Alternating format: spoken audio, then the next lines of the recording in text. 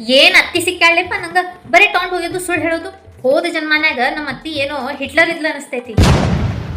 ಹಾ, ಅದಕ್ಕೆ ಈ ಜನ್ಮಾನ್ಯಾಗ ಎಲ್ಲ ಹಿಟ್ಲರ್ ಗುಣ ತುಂಬಿಟ್ಟಾವ. ಮತ್ತ ನನ್ನ ನಾನ್ಯಾರ ಎರಡು ಇಷ್ಟು ಚಾಪ್ಟರ್ ಅದಾವಳೆ ಬಾ, ಬರೀ ಇಲ್ಲಿನ ಮಾತು ಅಲ್ಲಿ, ಅಲ್ಲಿನ ಮಾತು ಇಲ್ಲಿ, ಬರೀ ಜಗಳ ಹಚ್ಚೋ ಕೆಲಸ ಮಾಡ್ತಾವ. ಹೋದ ಜನ್ಮಾನ್ಯಾಗ ಇವ್ ನಾನ್ಯಾರ ಪೋಸ್ಟ್ ವುಮನ್ ಇದು ಅನಿಸ್ತೈತಿ. ಅದಕ್ಕ ಸಮಾಚಾರ ಇಲ್ಲಿಂದ ಅಲ್ಲಿ, ಅಲ್ಲಿಂದ ಇಲ್ಲಿ ಕಳ್ಸೋ ಕೆಲಸ ಮಾಡ್ತಾವ. ಈಗ ನಮ್ಮ ಮಾವ ಎಷ್ಟು ತಿನ್ನಾಕ್ ಮಾಡ್ಕೊಟ್ರು ತಿನ್ನೋದ್ ತಿಂತಾರ, ಆದ್ರೂ ಈಗ ಸರಿ ಇಲ್ಲ, ಬಾಯಿ ರುಚಿ ಹತ್ತಿಲ್ಲ ಹಿಂಗ ಅಂತಾರ್ಲೇಪ. ಹೋದ ಜನ್ಮನ್ಯಾಗ ನಮ್ಮ ಮಾವ ಏನೋ ದೊಡ್ಡ ಹೋಟೆಲ್ನಾಗ ಶೆಫ್ ಇದ್ರ ಅನಿಸ್ತೈತಿ. ಅದಕ್ಕೆ ಈ ಜನ್ಮನ್ಯಾಗ ಭಾಳ ಚೌ ಐತವ್ರ ನಾಯಿಗೆ, ಇದ್ ತಿನ್ಬೇಕು ಅದ್ ತಿನ್ಬೇಕು ಇದ್ ತಿನ್ಬೇಕು ಅದ್ ತಿನ್ಬೇಕು ಅಂತ. ಮತ್ ನಮ್ ಗಂಡ ಯಾರಿಗೂ ಒಂದ್ ಮಾತು ಹೇಳಂಗಿಲ್ಲ ನೋಡ್.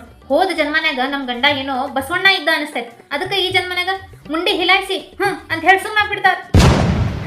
ಏನ್ ಜನ್ಮಾನೋ ನಂದ ಇವ್ರಿಗೆಲ್ಲ ಕಟ್ಕೊಂಡ. ಆತೋ ಇಡ್ತೀನಿ.